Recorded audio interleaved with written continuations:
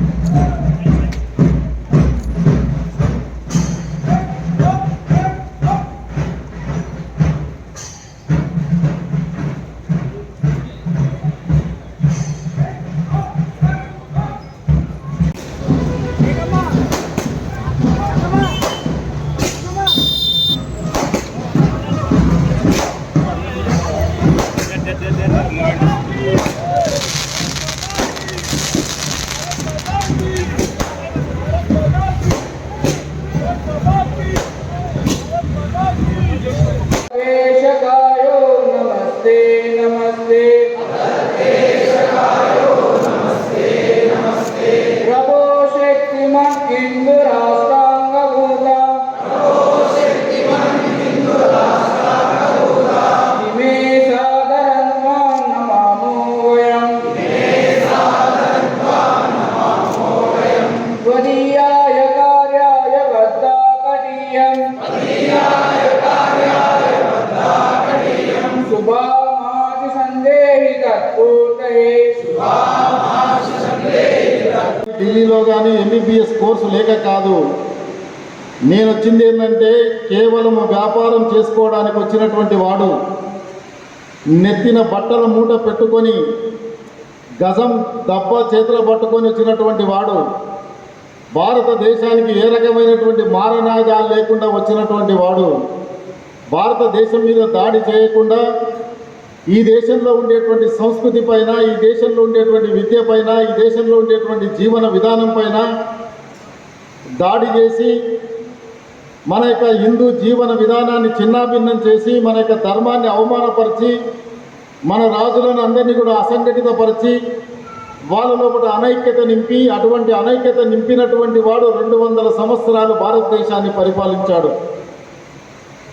200 సంవత్సరాలు కత్తిపట్టి యుద్ధం చేయకుండా వ్యాపారం చేసుకోవడానికి వచ్చినటువంటి వాడు పరిపాలిస్తుంటే, నేను ఒక భారతీయుడిగా పుట్టి, ఒక హిందువుగా పుట్టి, దేశభక్తుడిగా పుట్టి, ఈ దేశం లోపల ఇంకా బ్రిటిష్ వాళ్ళ యొక్క పాలన ఉండకూడదు అనేటువంటి ఆలోచనతో ఈ బ్రిటిష్ యొక్క పాలన ఈ దేశం నుంచి వెళ్ళాలంటే కేవలము విప్లవమే సరి అయినటువంటిది అనేటువంటి మార్గంతో ఈ ఆలోచన కలిగినటువంటి వాళ్ళందరూ కూడా ఈ బెంగాల్ అనేటువంటి ప్రాంతంలో ఉంటారు. కాబట్టి నేను బెంగాల్ ప్రాంతానికి వచ్చాను.